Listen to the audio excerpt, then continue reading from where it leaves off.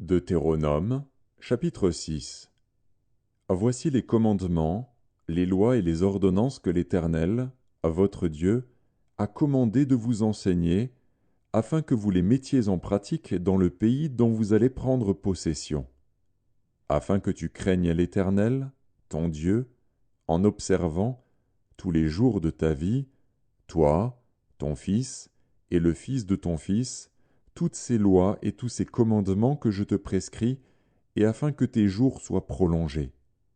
Tu les écouteras donc, Israël, et tu auras soin de les mettre en pratique, afin que tu sois heureux et que vous multipliez beaucoup, comme te l'a dit l'Éternel, le Dieu de tes pères, en te promettant un pays où coule le lait et le miel.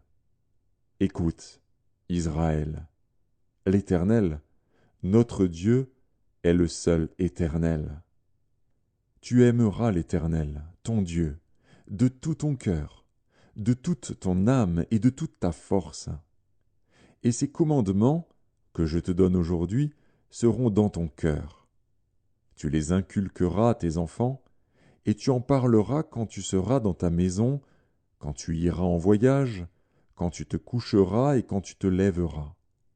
Tu les liras comme un signe sur tes mains, et ils seront comme des frontaux entre tes yeux.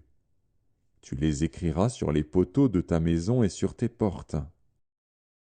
L'Éternel, ton Dieu, te fera entrer dans le pays qu'il a juré à tes pères, à Abraham, à Isaac et à Jacob, de te donner.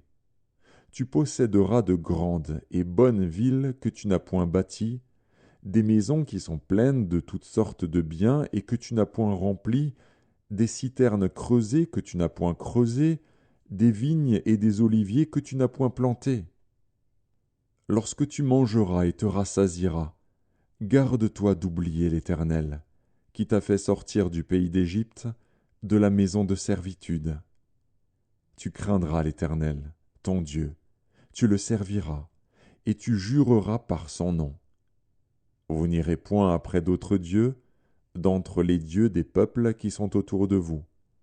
Car l'Éternel, ton Dieu, est un Dieu jaloux au milieu de toi.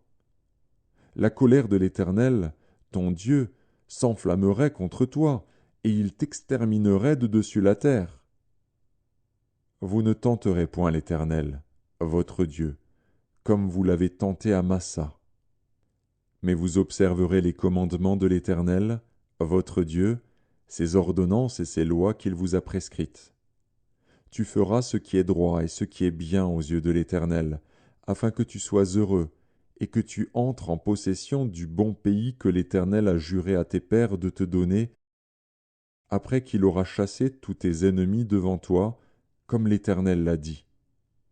Lorsque ton fils te demandera un jour, « Que signifient ces préceptes, ces lois et ces ordonnances que l'Éternel, notre Dieu, vous a prescrits ?»